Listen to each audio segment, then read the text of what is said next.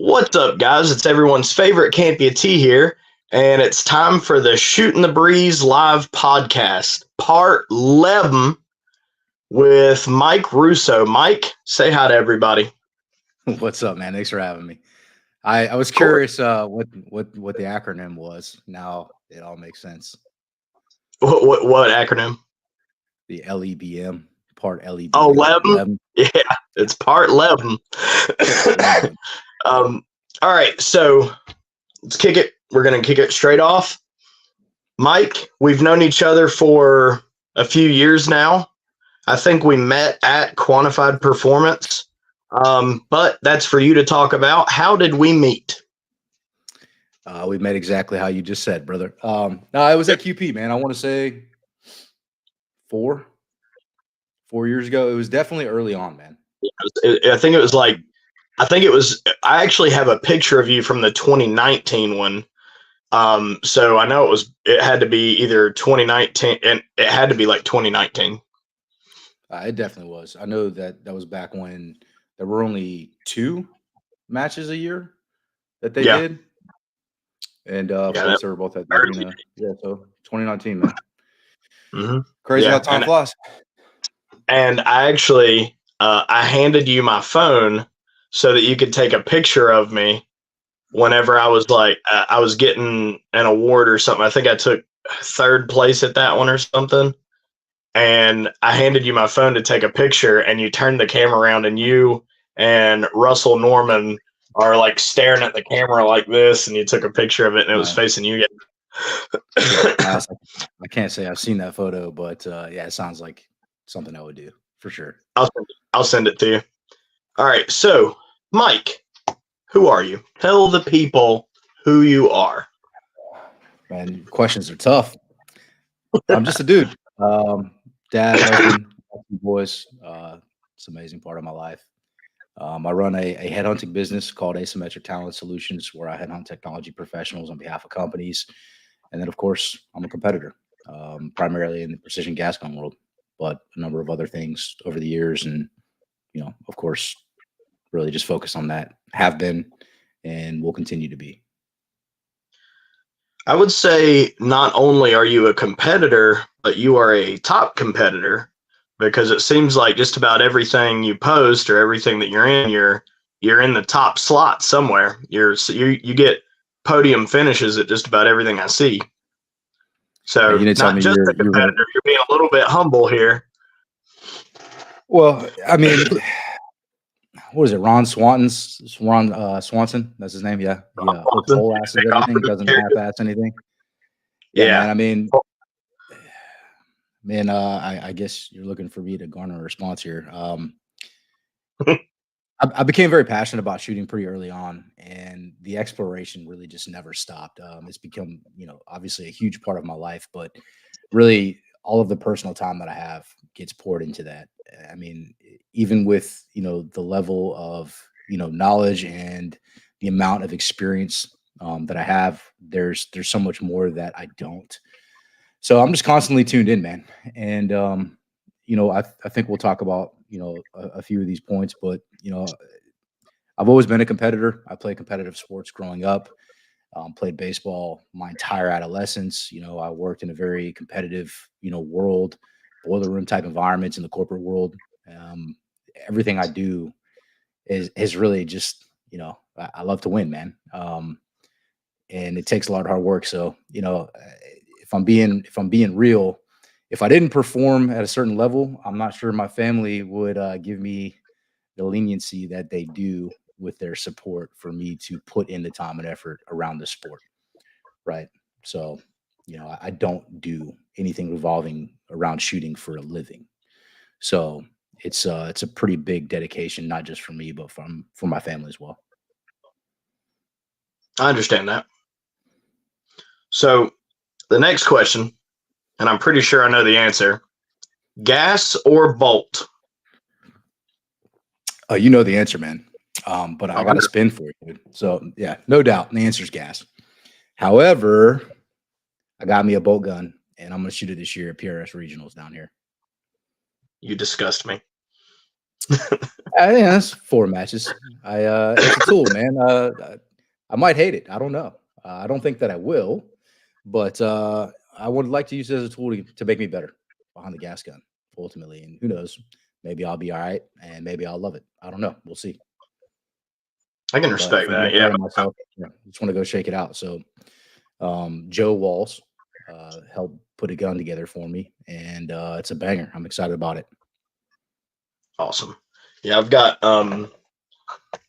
I plan on shooting NRL Hunter a little bit this year. As you know, and as most of the viewers know, I shot sniper matches for years and designated marksman matches and stuff like that.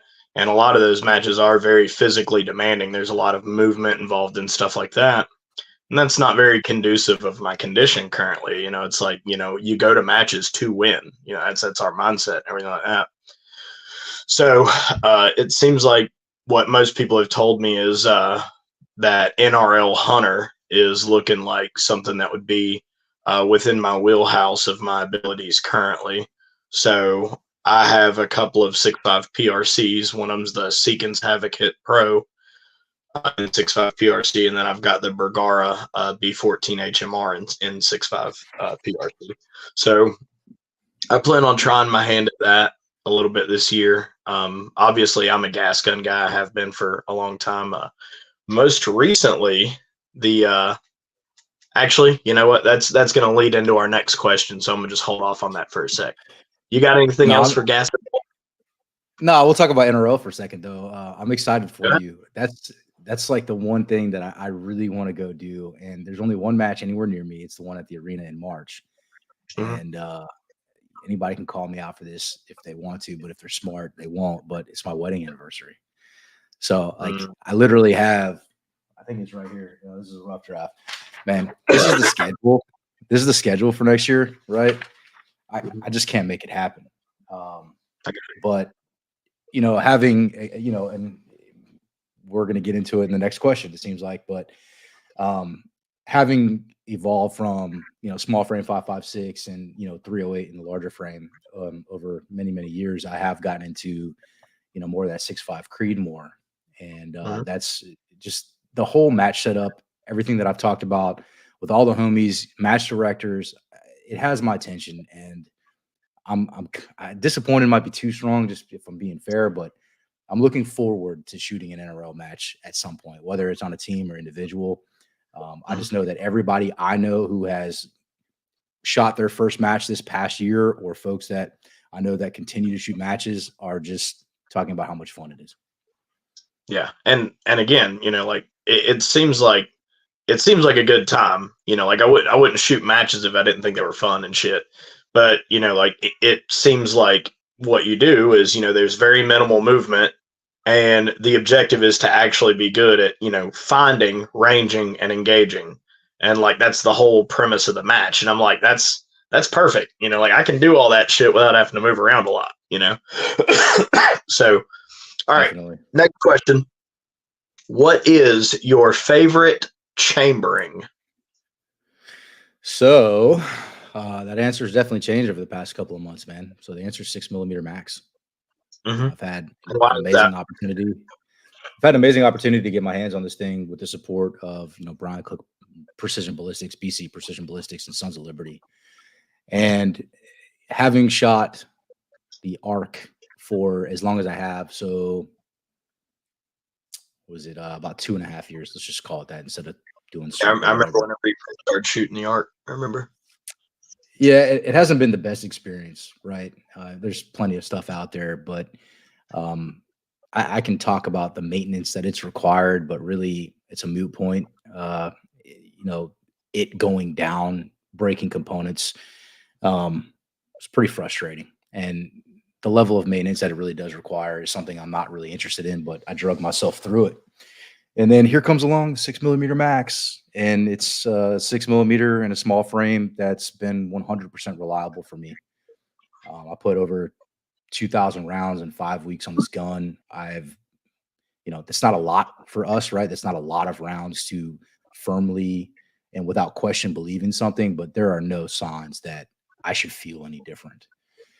And I mean, it's just been amazing. So, basically what I tell people is the 6mm max is a 6mm in a small frame with 100% reliability, and the level of maintenance that's required or their lack of, similar to a 5.56 that has the same barrel life, similar, right, recoil, and obviously all that comes with it, right? Increased BC, you're increasing, or I should say extending your transonic range, the ability to deflect wind, ballistically speaking on a data card, very, very, very similar, almost not even worth discussing when you compare it to the 6mm arc. So it's been fantastic. I would be curious to ask either the BC guys or Mike, or from Sons of Liberty, or whatever, how they're gauging their projections for barrel life for it. It's just a curiosity of mine. I like to know like why things are the way they are and stuff like that. Now, I mean, I can give you a little info on it, but go ahead. I'll come back to it. Yeah, go ahead. So nobody shot out a barrel yet, to my knowledge. The destructive tests are to come, and they will come. These guys are focused on getting it launched. There are barrels in excess of 5,000 and 6,000 rounds that are still poking seriously small holes, right? And obviously, there are projectiles that are inherently more accurate, right, at zero distance than others, but we're seeing it across the board. I have seen it across the board. So that's kind of the first part of it. The second part, and again, I'll speak to this as best as I can, but when you look at the conventional case of the 6mm max, right, it's very similar to a 5.56, right? That longer casing versus the shorter 6mm mac or arc, excuse me, with a slight rebate towards the case head. What that's allowing us to do is absorb more of that pressure, right, when that primer is going off. And because of the bore diameter, and of course, all the other components that are involved in this process, i.e. the bolt face, the 378 typical bolt face that you see in a 5.56, you're seeing less issues with pressure. So that's contributing to the life of all of the components that are involved, obviously. So, we're seeing less erosion. We're not seeing anything along the lines of carbon rings, and the outlook is similar to, hey man, if I give you a match grade barrel on 5.56, you can expect what out of it, right? I don't know, 5K, maybe longer, depending on your you're actually. I thought it was a rhetorical question. All right, I'll answer. It might be rhetorical, maybe it's not. Depending on the composition of the metal, like that's obviously a determining factor of how long your barrel is going to last. If you shoot a stainless barrel versus if you shoot a carbon barrel and all that other stuff. But yeah, it was just a curiosity because I remember the conversation that you and I had at a QP match at Arena, and you were highly displeased. You were extremely frustrated with your 6 arc, and I was like, shit, all right. And that's why it's like, it's interesting to me that it's you're still shooting a 6mm small frame, and your whole aspect on it is changed because you switch chamberings and everything like that. So it's awesome. I'm glad that you have, and not only that, you're not the only one who is, taking this thing and just whooping ass with it either. I shot the match this past weekend, Chad Wiley's match, and Ray, we did Ray and Scott Peterson were 1 and 2. Scott Peterson shot a 5.56, but they were 1 and 2 overall. And Ray, the part that a lot of people don't understand is Ray incurred a substantial penalty at the match. He was on my squad. Like 60 seconds? Yeah, it was a 60-second penalty, which in a match like that, a 60-second penalty is winning and losing. It's like he even came up to me afterwards and was like, I might as well go the fuck home, because and I will say that, from my experience, a 60-second penalty in a 6-stage match where it's time plus Yeah, and the par times were 110 seconds. So like, you're yeah, 110 seconds. So I mean, you just do the math on that. If you incur a 60 second penalty, like, if it was me, I'd just be fucked. I would have been bottom of the pack at that point. Yeah, man. I mean, And there's so if much we Ray can talk would about that. if Ray would not have incurred that 60 second penalty, he would have been first place. It's just it is what it is. I got to see him shoot a lot of the stages and stuff like that. I got to see the 6mm max in action. It did awesome. There's always something to say about obviously handing a skilled shooter anything. I could hand you a 16-inch 5.56, and then I could hand some dude who's kind of new to the sport and everything like that, the newest hotness, whatever XYZ may be, the 6mm Wonder Bread, as Ash likes to call it. Hand somebody anything, and you're still gonna beat them, even with your 5.56. But to give the guys who are in those top spots the little bits of advantage that they need over the other guys that are in these top spots now is what really like catches my attention with the 6mm max and similar cartridges and stuff like that. Me personally, I've been playing around with the 22 arc a little bit here lately. I've shot it in 2 matches so far, and it has absolutely blown my hair back. So I'm glad that me and you both have like a cartridge that we're both like, oh, this is fucking awesome. So that's cool. Well, I have questions. Hopefully, and they're for another time, but hopefully you don't see any of the things that I've experienced time and time again. But, you hit, my biggest thought on that right on the head, right? Like handing somebody a skill shooter something that's going to help them do better, right? Mhm. That's the mentality. I mean, and you can use the arc, you can use any caliber in whatever discipline that you'd like to, right? We're talking about the competitive platform, the competitive landscape. And at the end of the day, it's a game, right? And we have parameters that we're allowed to play within, right? And Mhm. I think it took me a long time to exercise all of that, right? Mhm. Hey, man, let's shoot this competition. Let's just shoot it with our quote unquote duty gun or our rig or whatever it might be. And Yep. I evolved from shooting, you know, basically not a dedicated competition rifle, right? Which over the past 2 years, 3 years, I started really building a tool for this purpose. And just like anything else, everything that I have, right, is purpose built. But I think that part of the attractive nature of this cartridge is that it does lend its hand to having a purpose outside of the competitive landscape as well. Not Mhm. really my department, right? I don't work for these guys, but the data's there. And there's, I'm obviously very excited about it, but I think that other people are going to start getting excited about it too once it starts getting out there. Oh yeah, I could And definitely see but yeah, it I mean, being a good just like whitetail cartridge or something like whitetail deer. yeah, I mean, dude, I'm shooting 103 ELDXs. Yeah, that's what I'm saying. It's like Of that course, that would be a Mason. perfect whitetail deer cartridge. Yeah, man. um, And it's pretty soft shooting in the grand scheme of things, man. So my 5-year-old isn't ready for that, but how many years off? mhm. Not many, right?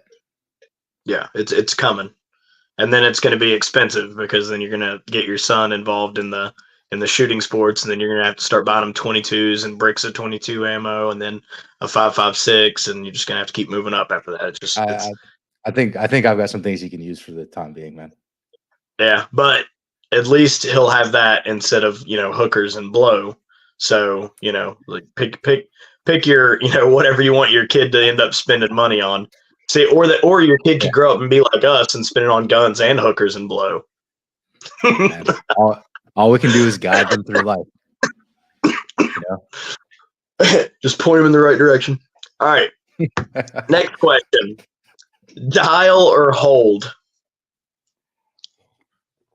uh, I feel like this is a trick one, right? Oh, it's not a trick. Maybe so. I'm going to give you your answer, but then I'm going to give you more. It's hold, but I want you to give me what you got. So depending on the engagement, course of fire, that's going to dictate what my strategy really is. Usually, way more times than not, I'm dialing out that first target, right? But without getting the weeds, like surface level approach is how big are the targets, right? How much leniency do I have, right? Some of the tricks that I'll use to build my data card, right, in terms of the approach, is obviously based on size, order of engagement, and whether or not I'm dialing that first target out or not. The difference there mainly is going to be, are they all kind of in the same vicinity? Are they short? Again, how big are the targets? Like, can I use a shape or a position on that target instead of thinking of a hold, a number, right? Shoulders, head, X, low, right? I kind of have my way of doing that and building my data card. Obviously, the process is very consistent, but I'm going to dial out that first target. Let's just call it 4 to 5 times, and then the rest will be holds.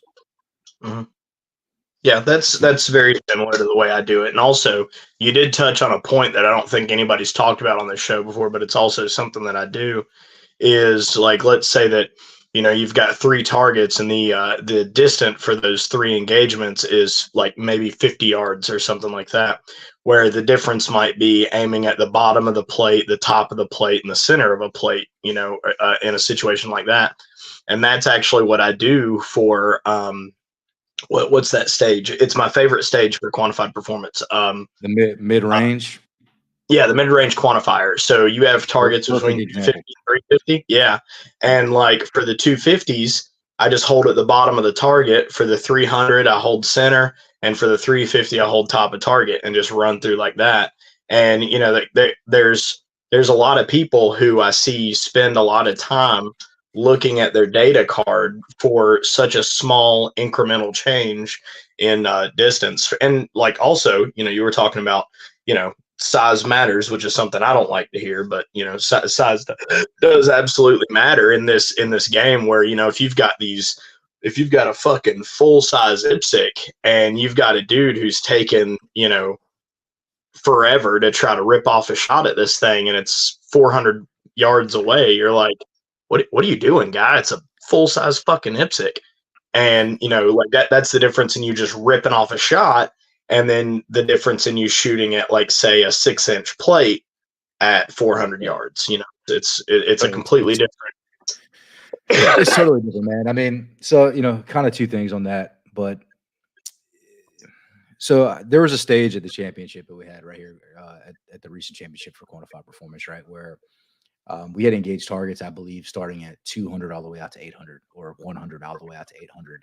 And they were in, order of distance, right, near to far. And it's one of those things, right? So take that as an example of a course of fire. I'm obviously, if my first target's at 100, like, I'm not going to dial anything, right? And again, to clarify, like, there's no dialing isn't for gas guns, right? We're dialing to stage prep. We're not really dialing on the clock. We're never dialing on the clock. I write my raw holds, like my organic holds, under, on my left side of my data card. So if something goes to all shit, I can dial my turret back to 0, and I know that those were my holds, and I can just go back to it that way. That's my insurance policy, right? I write that on every course of fire that I ever do in terms of the order of engagement. But going back to my point, like, I don't chase the 4.7s or the 3.6s or the weird numbers. I look at the target size, right? So, if the prescribed data for me was 2.7, 3.8, and 4.9, right, and I have the leniency, right, the forgiveness in the target, I'm just going to go to the nearest half number or whole number. Yeah, I do the same. Yeah. So for like a 4.9, you would hold 5. Yeah, of course. Right. Or like you mentioned, the MRQ mid-range quantifier. Yeah. That target's usually around what? 6, we'll call it. So, I'm used to seeing holds after your first dial. I'm dialing to that target. Right. So I usually try and get it around like 4.5 mils in elevation. So I know that when I drop prone, I'm not looking for something weird. You know, and you got to keep in mind too that I'm shooting an LPVO all the time. Yeah, you're shooting. So I don't have point twos. I don't have wind dots if I'm not dialing or whatever that are accurate, that work that I could use. So I just need to get to my reticle as fast as absolutely possible. Yeah, and for the mid-range quantifier, the way that I attack that, I don't dial anything on it because the nearest targets, you have 2 100-yard targets. So I do holds for that. And, for a 300-yard shot for, most rifles is about a mil of bullet drop. And that's where I do, top of target, center target, bottom of target for the 250 to 350s. And then for my 600-yard shot, it's usually about 4 mils. And I just hold 4 mils center target usually because, wind doesn't really affect the round that I'm shooting very much. So, and just run through it. I'm usually finishing the mid-range quantifier in about 40 something seconds, between 40 and 50 seconds. Yeah, solid. Yeah, which, and that actually brings me to a point that I wanted to sort of go over just kind of whenever it became relevant.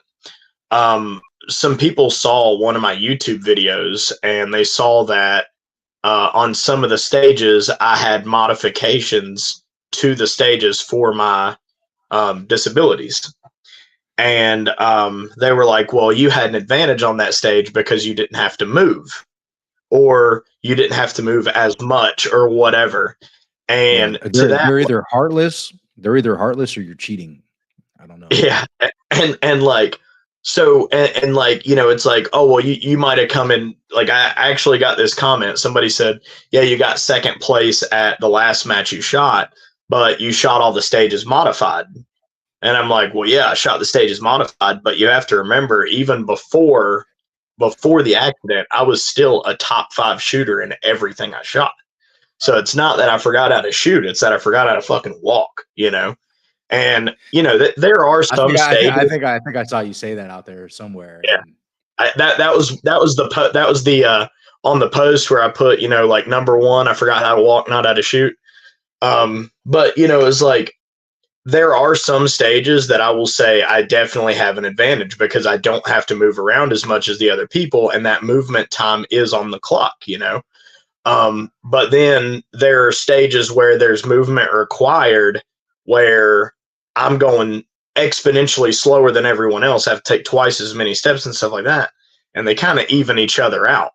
So then it really does become, it's like, who is the better shooter, not who's the better mover, kind of thing. And that was just, something that it bothered me enough for me to post about it. But I was like, but I wasn't direct about it, But that's where that came from. Let me go off on a limb here. A limb, lol. I could use one of those. Yeah, I'm glad you picked that up. But no, seriously, I think that if anybody's talking like that or has that perception, obviously we invite them to come out. But that's nonsense, man. That's ridiculous. Everybody that I know that knows you, everybody that I would imagine that would meet you that I know, man, dude, everybody unanimously admires the effort and your attendance. We are super proud of you. You motivate every single one of us, bro. And just to see you out there doing what you're doing, it's incredible, right? I don't know if you hear that enough. I try to tell you, but I mean it, and everybody else feels no different. So, if somebody's yapping their flaps about it not being fair for a dude that, what's on this hand? You got 3 fingers? Yeah, I got 3 on this. You got one leg. I know every day is leg day. Maybe they're just jealous. I don't know what it is, bro, but honestly, it's pretty immature. Yeah, well, I really appreciate that. You really gayed up the podcast with that, and but that's what I'm here for. All right, I'm gonna move back into the podcast. I really do appreciate what you said. No, and I probably hear it enough, but I like to hear it sometimes. It makes me feel like I'm doing a good job. I'm a good boy. All right. So my next question is, what is your long range experience? All right. So I don't remember years off the top of my head, man, but when I got into pistols, I clicked, we clicked, guns and I clicked. I started seeking other things. I immediately got into a 5.56 with a red dot. And obviously, when I mentioned like kind of just my thirst and hunger for not just the sport, but all of it, um, I started looking into magnified optics. And a good buddy of mine, I want to say 2014 is probably a really, really accurate assessment or guess of when I kind of got behind glass, right? So anything beyond 400. Um, Brian Sable with Practical Tactical, he still does a lot of training. He really shines on that entry level, student level. But he was a buddy of mine, and he used to do a lot of private stuff that we did for fun, competitive nature, and he got me started to kind of the long range, like the fundamentals of marksmanship, all that jazz. Took me out, got me qualified on my first 800 plus range back in 2014, if I'm guessing correctly. I didn't apply that to the competitive field until, like, what did we talk about? 2019 QP. I started shooting the scope rifle matches. So, I started competing in 2017. I had taken, compared to your average person, an enormous amount of private classes, right? Private coursework from just name the discipline. I was interested. I did it. I was there. I wanted to do more. But Neil Patelli with 2AF, one of my sponsors, he's been putting on local matches here in Central and Northeast Florida for well over 20 years now. So we have the Florida Defensive Carbine Club. So we did monthly 2-gun and then quarterly SPR scope rifle matches. And in January 2017, I was peer pressured to showing up by Mark Wallach, right, Spartan Development Group, Yep. to get out there. And I was like hesitant, and not because I didn't want to compete, right? I mean, you know my background now from competitive nature, but it was just new to me, right? So I was like, all right, man, I'm going to come. I'm finally going to come. Okay. Like, you won't be able to say anything. And I did really well. And I started shooting the scope rifle matches immediately. Same year, they were just quarterly. So I started competing behind glass, precision glass, right? So like LPVOs weren't even a thing yet, or decent LPVOs weren't even a thing yet. And I was in a fortunate situation, so I could explore gear and equipment and figure out what I liked and didn't like, and kind of just started building, a real platform for myself there in the competition world. So, in terms of long range experience competitively, started in 2017.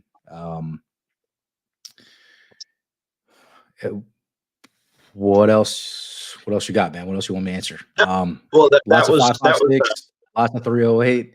That's evolved. We've talked about, the 6mm, the 6.5 Creeds of the world. I'm not getting rid of my 5.56s or my 308s. They are dear to my heart. But well, and they work. Yeah. At the end of 2018 and 2019, man. Yeah, working is really a key part of all of this, right? So be able to, trust your life with it, or whatever you're trusting with it. It just needs to work. But and I shot 5.56 in sniper competitions and designated marksman matches and all kinds of shit for years. Even before quantified performance was even a thing. I shot 5.56 in long range competition, and people would say like, oh, you can't be competitive with something like that, and I've got trophies to prove otherwise. So it's you 100% can, man. I mean, again, that's a level of conversation that's silly, right? Yeah, it's people talking out of their ass mostly, but okay, matches that you host or are affiliated with. Maybe one day I'll run matches, buddy. I do not run matches. It is not in my near future from a capacity standpoint. I don't own or have a venue either, but man, so let's talk about 2024. Quantified performance. Obviously, they've blessed me with locations this year. I will really only have to quote unquote travel. I don't consider the arena travel. It's a 4-hour straight shot and one of the most peaceful drives that I get to do. Unless I really want to go to a match, right? Well, obviously we'll see how the scorecard works itself out. And if I can afford to, or want to play defense, if things work out well for me early on. I mean, I love to shoot. So really that's the heart of it all. But I have a lot of here local for me with quantified performance. Also, my homies are doing matches called Shootout at the Serengeti. They are quote unquote local to me, about an hour ish away from the house. So they held 6 matches this year, 0 to 800. They're looking at, I'm guessing, 4 next year. So I'm going to make them a priority. Again, precision gas gun. And then, as I mentioned before, I'm going to check out PRS, man. So my local club is Volusia, and the only other opportunity to shoot PRS matches that I have in my region would be up at Cool Acres. So I have a goal to kind of get there. I'll shoot as many 2-gun matches as I can this year. So FDCC, as I mentioned before, if you guys want to look that up, it's Florida Defensive Carbine Club on Facebook. It's really informal. It's amazing for that reason. And it's a ton of fun. And then, from there, everything is really kind of icing on the cake for me. I'm looking forward to training with Ridgeline. I'm looking forward for Scotty P dropping his schedule with Veracity Solutions. I'd love to get on the range with Woomer one of these days. If I can pull him out of whatever he's doing, maybe I'll just show up there one day, and that's a best way to get out there for me. And Man, then I ain't Woomer in a minute. I just really want to get on the range with this cat. Like, just want to spend 2 days up there and just blast and challenge each other and push each other. I really love to set that up. So Woomer, if you watch this, bro, let's do it. But from there, man, with the DMR stuff, you mentioned Clinton House, right? So I want to get up there and shoot with Ray and X-Ring. And if I'm fortunate, I will get to go to, what is it called, man? Silver Creek. So where Travis Dice is. And get out there and do some shooting with him, man. I really want to check out one of his matches. I know that he might be handling some stuff for QP this year. I don't know for sure, but if he does, that'll be great. And he's a little far away from me, but I'd love to, man. He's a good dude, and I know he puts on a damn good match. Yeah, Travis is good people. I would as you know, I was supposed to be hosting Quantified Performance at Clinton House and also at Sawmill. So I'll be match directing at Sawmill for sure. And Clinton House, like, just being honest, Clinton House has been kind of a pain in the ass to get that venue worked out, because I've been talking to them about, hosting these matches out there for months. And I'm still talking to these guys on the phone with nothing on a calendar yet. So I talked to Ash about it a little bit last night, and he was just like, if it becomes too big of a pain in the ass, don't worry about it, But it would be, Clinton House would be an awesome place to have QP. Like, it's perfect for QP. I've heard it's an amazing facility. I've never shot there, man. I really like it. But it's been somewhat of a pain in the ass to try to get them to get something worked out on a calendar. Like, I just need fucking dates on a calendar, But that is what it is. Anyway, all right, let's get back into it. Tip and tricks. You'll get it. What are some tips and tricks that you would maybe throw at somebody who was, say, shooting their first QP match? Man, I come in hot. It's a tough one.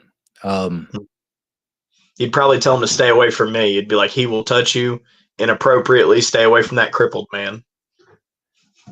It would be the exact opposite. I would try to force them into danger. I mean, if it's their first match, we have to give them the experience, man. That reminds me of Kenny Dang and where we met and how we met and where he's been and how he's gotten there and just how sick he's done, dude. Look, man. So just general advice. I mean, for somebody coming into their first match, like, understand, like, have a realistic self-awareness of where your skills at and what your expectations are, right? The expectations being the bigger thing. Like, your skill level, as long as you're safe, great, right? There is math to the thing that we do, and if you have a foundation, again, that applies to being safe, just so I'm clear. But I've never, I played competitive baseball my entire adolescence. I was decent enough that my dad bribed me not to play another sport, right? To make my point here. Shooting is the most positive team sport I've ever played. The community is incredible. Like, I remember in the middle of COVID where, like, the world is against itself. People are against people, and you go to these things and none of that shit exists, man. We can cut up. You can look around. People of all walks of life. I mean, it's an amazing community, bro. Super, super supportive. Everybody wants everybody to do as best as they possibly can, even in the real competitive nature, right? So many of my good friends today come from the community that is out there. And I haven't shot everywhere, right? And I'll never shoot everywhere, but I'm willing to bet everything I got that it's no different anywhere you go. So, learning from people, seeing what people do, shaking out gear, um, getting a chance to see equipment that you may not have access to, or whatever it may be. I mean, dude, it's an amazing place, especially the first time. I'm sure it'll be overwhelming, but um, it's kind of the basic stuff of like, mind your manners and be safe and have fun, but listen, ask questions, meet people. Um, that right, that part of it is really one of the biggest things that I've been able to take away over the years, which is the resources that I have, the friends that I have, the people that are better, smarter, faster than me that I lean on, that I call for information, or when I get frustrated or have bad days at the range, or hey man, this is what's going on. Like, it might just be me, it might just not. Like, what do you got for me, dude? Like, I'm frustrated. Um, that example is like the pinnacle of why all this shit exists, man.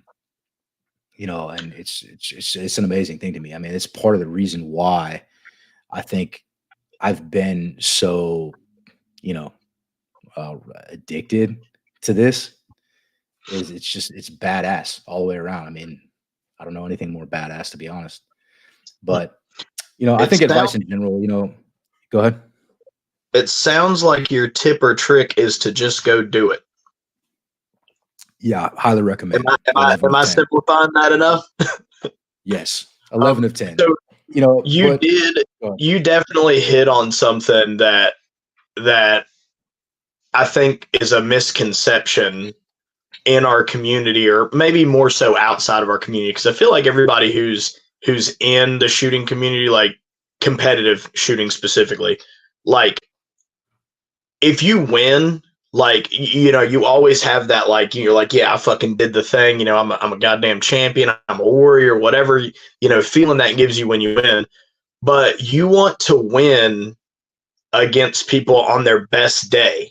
Like, I don't want to win because somebody got, like in Ray's case, a 60-second fucking penalty. Like if I had Yeah, beat well, Ray, which will probably never happen, but if I had fortunately beat for Ray, him, he lose like the most professional dude in the game? Who did he lose to? Scott Peterson, and was the one who won, and then Ray Helms was the one who had the penalty. I mean, the penalty is a penalty. There's not a better guy to lose to, in my opinion. Yeah, and like, penalties are, for what this one was, like, I think it was an extreme penalty. But it is also part of the game too. It's like, Scott Peterson gets to say, Oh he yeah. won fair and square and shit, but at the same time, it's like that penalty was, and I mean, maybe I'm the only one who thinks about it that way, but like, if you came to a match and you were like, you fucked up your knee or something. I mean, obviously you wouldn't get sympathy from me, but if you fucked up your knee and you weren't moving right and shit, and you were like, you were hurting all day or something like that, and you dropped a couple of places, I'd be like, yeah, you had a hurt fucking knee. It makes sense. I mean, the game's a game, man. I mean, how the cards fall it is what it is. I mean, you make an error, sometimes there's a price, sometimes it's not, right? I mean, it just depends on the error that you make.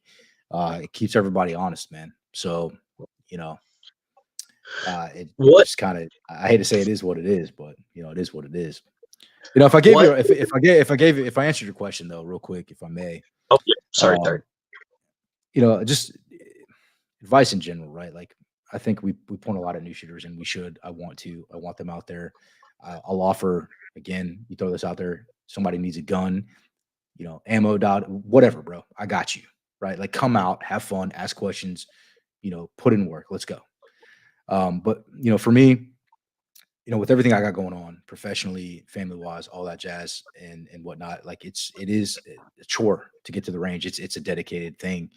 But this game, depending on your skill level, at the end of the day and what you need to work on, it's 90% mental, right? So, I dedicate my success to the preparation and the mental aspects of this. So I look at it from a technical and a mental thing. Technical, my equipment. Let me get that squared away. Let me intimately understand my data. Let me make sure that it is consistent. I am going to confirm it. It is free to check my zero. I am going to make sure my gun is zeroed.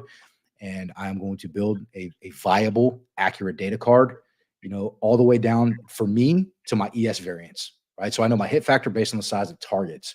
I'm eliminating that from the game.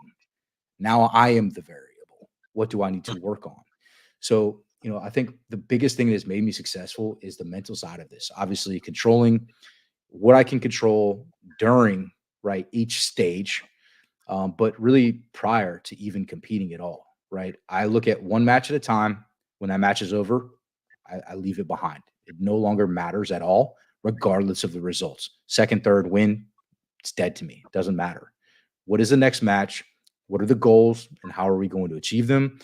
And I rehearse stages. I dry fire a lot, not as much as some people, but it's a mental rehearsal process, right? I literally visualize myself shooting various stages throughout the day, every single day. I can't stop thinking about it. So that's the best way that I've been able to achieve something from thinking about it. It might sound wild and crazy, but the mental rehearsal, right? The visualization of me doing it, doing the right things and reinforcing the right things and not worrying about the things I did wrong on a day or a stage or whatever. You don't want to reinforce those bad things, man, right? You want to talk about the good things. It sounds like you're bragging, or it sounds like if you were talking about it, right? Like, oh man, this fucking asshole, he's talking about how good he did, how bad, he burned everybody down on that stage. But what that person is doing is they're reinforcing the good things that they did in their own brain, and they're just going to go do it again.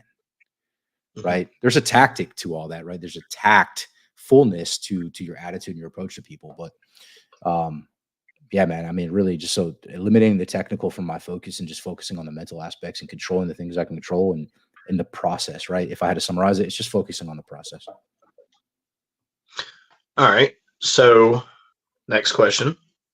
What is a piece of equipment that was a game changer for your competitive shooting?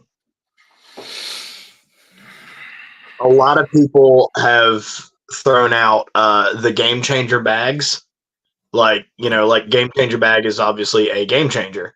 And there were, there's been like, tripods and, shit like that. There's like certain things that people have said, like, once they started using this thing, it really, really improved their game a lot.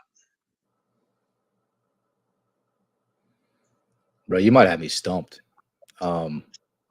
I've actually got a new one, so like you can think about that, and I can go over what, like, I had an answer years ago that was different than what it is now. Like that's what we do. We evolve as competitors and stuff like that, and things change. For me, here more recently, something that has been a piece of equipment or a game changer for me competitively is, for years and years and years, I used a quarterback sleeve for competitive shooting and stuff like that. And when I would do my engagements and everything, I had all my engagements written down on the quarterback sleeve. Well, that requires me to nearly come completely off the gun, look at my quarterback sleeve, process that information, get back in my gun, reacquire the target, and apply what I just, saw on my quarterback sleeve. And yeah, exactly. That's all time. This is all on a clock. So the little card holders that hold your information on your gun, that I would say that is like my new like piece of equipment that I'm like, and I know it's not new, but like that's a piece of equipment for me that I'm like, this thing is massive. Like it makes a huge difference.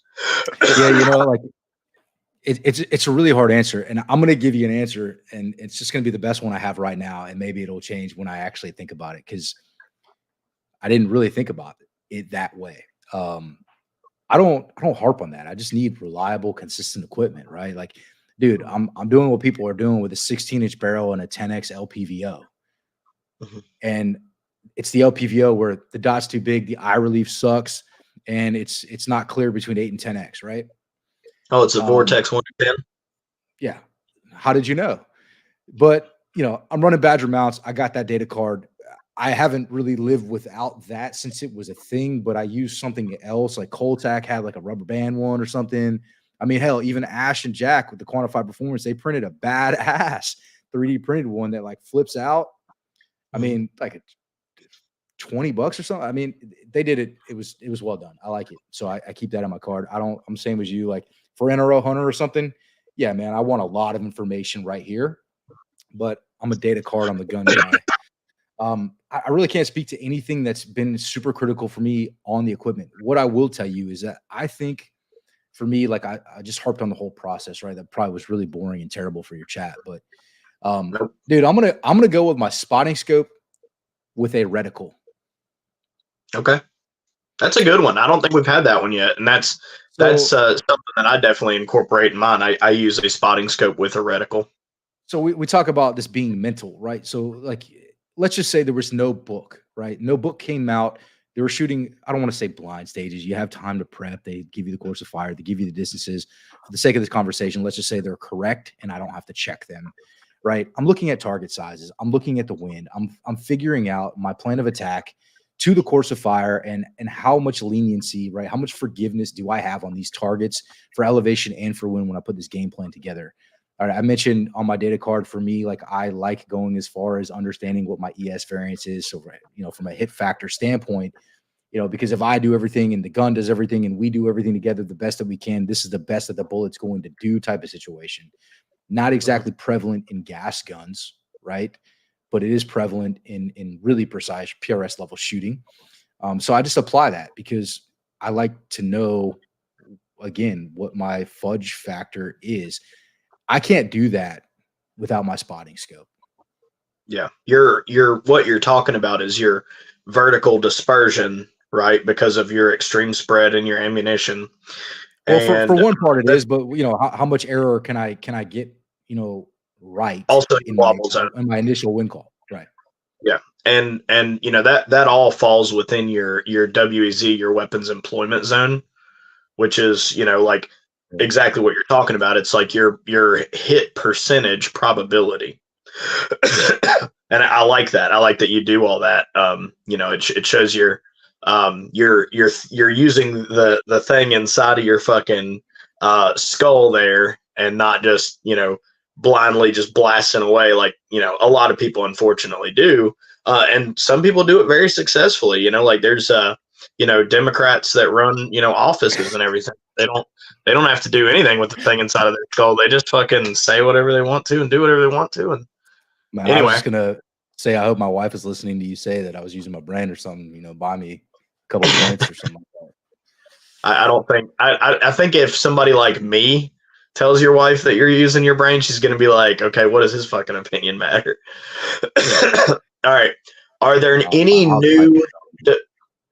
new developments in your life? This could be a new car, it could be a promotion at work, it could be a new house if you moved or anything like that. Just Man, nothing crazy. We're super fortunate. I just launched a new website for my business, asymmetrictalent.com.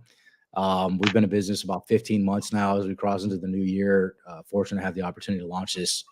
You know, in the shooting world, I don't talk about my personal life very much or my business life, but I've been headhunting for 16 years. And, you know, I'm thankful to have the opportunity to launch my own platform. I've put a lot of time and effort over the last 3 years in developing, you know, a solution to enhance or elevate the hiring experience. So check it out, man. If you know anybody that needs IT talent, we head on IT talent for companies around the nation. Yeah, I tagged your company in the Facebook and the Instagram post of the asymmetric. Yeah. All right. But that's really it, man. I mean, nothing crazy, man. I mean, everything is really, really solid over here. We, you know, but that's a result of some pretty chaotic couple of years, man. So of course, we're in a good seat. All right. What about cool toys? Are there any cool toys that you want to talk about before that we haven't already gone over? I think we've been talking about them, man. My coolest new toy is the 6 Max. There's no doubt about that. You know, I got cool toys, but man, that's about it, dude. All right, sponsors. throw a shout out to your sponsors. No doubt. Thank you to Sons of Liberty Gunworks. Thank you to BC Precision Ballistics and to 2AF.com. I like Those it. guys, yeah, they support me wildly, and it's deeply appreciated, man. We've been having a lot of fun. I'm going to go through the chat now and see what kind of shenanigans has unfolded, because I see it going off, but I didn't have my glasses on because of the glare and everything. All right, Yeah, so Okie Mountain Outdoors says, "What's up, Cam?" And I responded with, "Yo." All right. Discard those complicated bullet drop charts. Bullets follow a straight path. Define physics. Forget calculations. Shoot straight and hope for the best. That's good advice. That's solid. I mean, I don't even know if I want to comment, dude. I just want to give you the high five. I'm pretty sure that was satirical. I don't think that was serious. Ray sent a thumbs up. Okay, so many people talk trash but never show up. I think that was whenever we were talking about the modifications for stages or whatever. Kane Frey said, "Just wanted to drop and tell you both I love you. Can't wait to listen to this in full. Y'all are both a tremendous resource to the community." So Kane is actually a good friend of mine. He's a QP member. He shot QP for a number of years and everything like that. And sometimes whenever he has kind of wonky ballistics questions or whatever, he will just, drop me a line and be like, "Hey man, I got a question for you." And that goes back to kind of what you were talking about a little bit ago about just the community, that we have. It's like if you had a problem, I know that you would not hesitate to call me, as if you couldn't probably figure it out yourself before you would call me. I'm probably one of the last people you would call, but it's like, there's so many people in our community that just know so much shit that, resources are just available, and, the reason that whenever you were talking about you had an LPVO that was a 10 power that was unclear up to 8 and had a shitty eye box and, blah, blah, blah, blah, blah. And I was like, "Oh, you're talking about the Vortex 1 to 10. That was actually kind of that was sort of a joke towards something that me and Kane had talked about in the past and some others, where Kane does not like the Vortex 1 to 10. He'll be the first person to tell you he doesn't like it. But he still runs it in competition because, even though he doesn't like it, one, he already has it. And two, there's not anything that's just so drastically better that it's worth replacing. I would almost venture the argument against not having something that's nearly equal or better. I think that the Voodoo 1 to 10, I don't know if you fucked with that or not. I think the Voodoo 1 to 10 is pretty fucking awesome. So if somebody was looking for a 1 to 10 to run in general purpose, which is Mike's division, I would say maybe look into that EOTech Voodoo. What do you got to say about that class of optic? Well, I mean, just talking about the EOTech real quick. So I got one. I got a smoking deal on it, which is why I ended up getting it. Just curious to kind of it's a part of the game I play, right? I think overall it's a great optic. Glass is super clear, reticle super usable. Right in the playing field is the Night Force and the Vortex reticle. For me, it just didn't do it for me, and here's why. I don't like the illumination settings, right? And you're like, "Mike, why are you talking about illumination? We're shooting scope rifle during the day or whatever." Well, I like to think I can use my guns in other situations as well, for one. But two, I would find myself using using a brightness on 1x, right? Their entire reticle, and I may be wrong, but if I remember correctly, I'm not. Their entire reticle lights up, like every little dot, every line, stadia, hash mark, whatever, it all illuminates. And if you have that thing where you want it on 1x and you crank it to 10, no way you're using that in any lighting conditions. So I didn't like that. Are you saying on the Vortex or on the EOTech? No, on the EOTech, right? So Okay. coming from shooting a lot of loophole glass, I've always used particularly, of course, the center dot illumination. I've always used it as an NPA reference. Like loophole was really good about the sensitivity of their, consistency behind their illumination, right? So I shoot with my reticle on the illumination or whatever, right? And I use it as a reference to make sure I am within reason centered behind that optic. But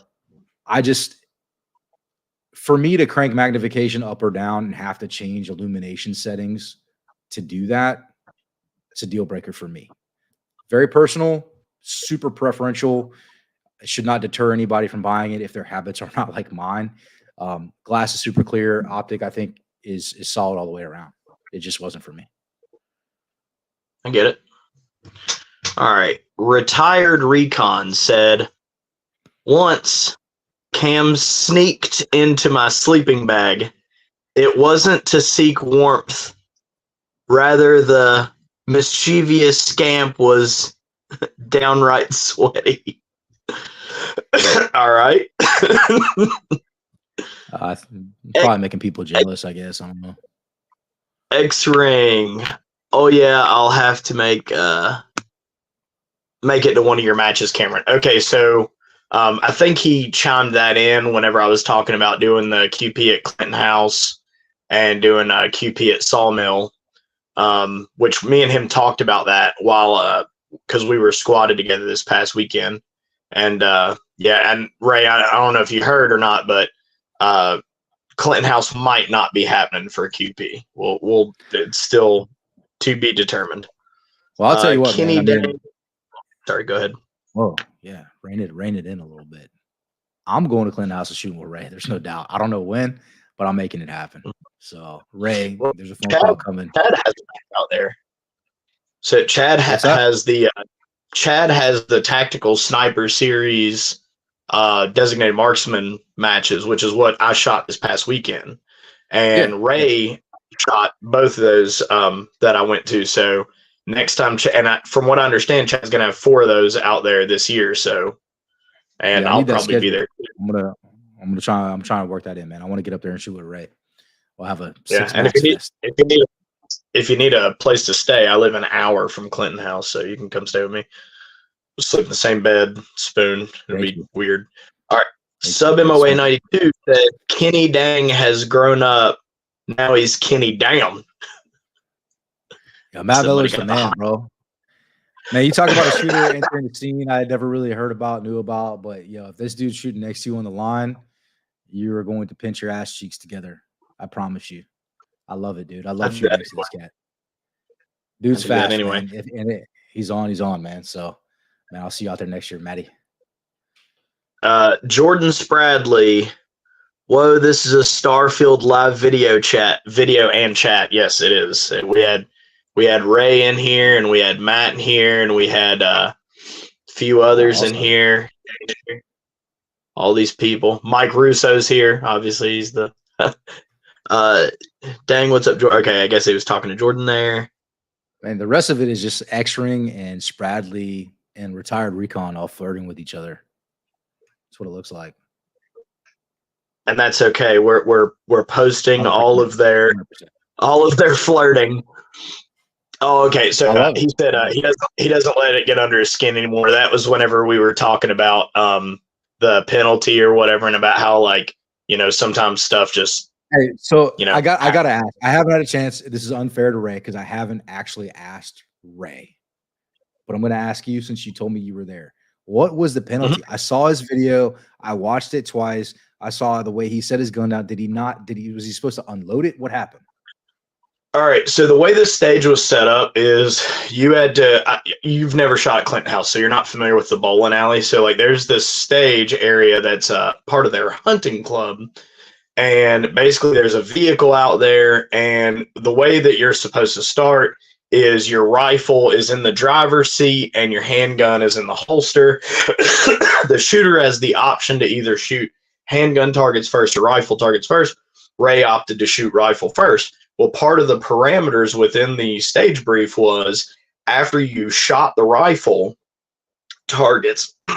After you shot the rifle targets, then you put it on safe and you put it back in the driver's seat, and then you go engage pistol targets. What he did was he shot the rifle targets, and this was something that actually stood out to me whenever I saw it happen. I was like, that was kind of, because like it didn't click that it wasn't part of the that he was going to get a penalty for it. The part that clicked was, normally whenever something says you have to ground your rifle, you flip the rifle on safe, you drop it in a dump bucket, and you continue on. He actually dropped the mag and cleared the rifle, ran the charging handle, round came out. He actually cleared the rifle. It was sitting on the hood, and then he went and shot pistol. And the FTD, the fail to do right, the 60-second penalty that he got was because instead of putting it inside of the car on safe, he left it on the hood. And that was a 60-second penalty.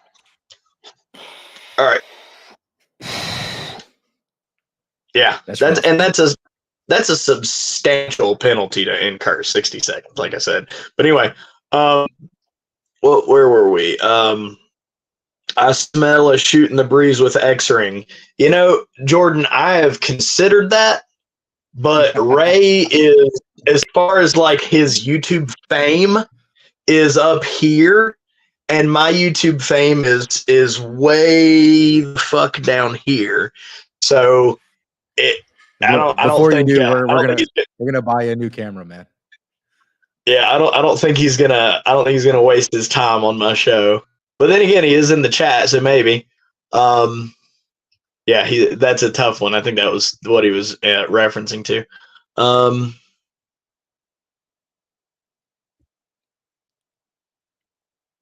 Okay, so he was talking about, whenever you were talking about being on glass and like, you know, trying to figure out what you were going to do with a stage or whatever. He was saying he does the same thing. Hey, Eric Gross was in here. What's up, man? What's up, Eric? Yep. And Ray said he looks forward to meeting you. Yeah, he will absolutely. We're gonna have some great times. You haven't reticle spotter. Yeah, I have multiple concussions, so it's difficult for me. Reticle spotter is definitely a game. Reading is hard. A game change equipment when one knows how and why it can be beneficial. I agree. Okay. So, do you have any closing thoughts? No, man, I appreciate you having me on here, dude. I always like hanging with you. I support your channel. I hope you do more interviews as much as you can.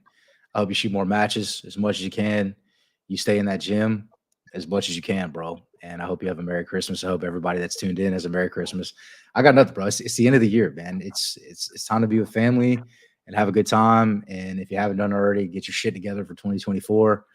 I'm looking forward to doing some really cool things in 2024 on the shooting scene, competitively, and we got some good things down the pipe, man. I'm excited about it. And me as well. All right, I'm about to end this thing. Y'all make sure y'all get out there and suck today's dick. See you, man. Thank you.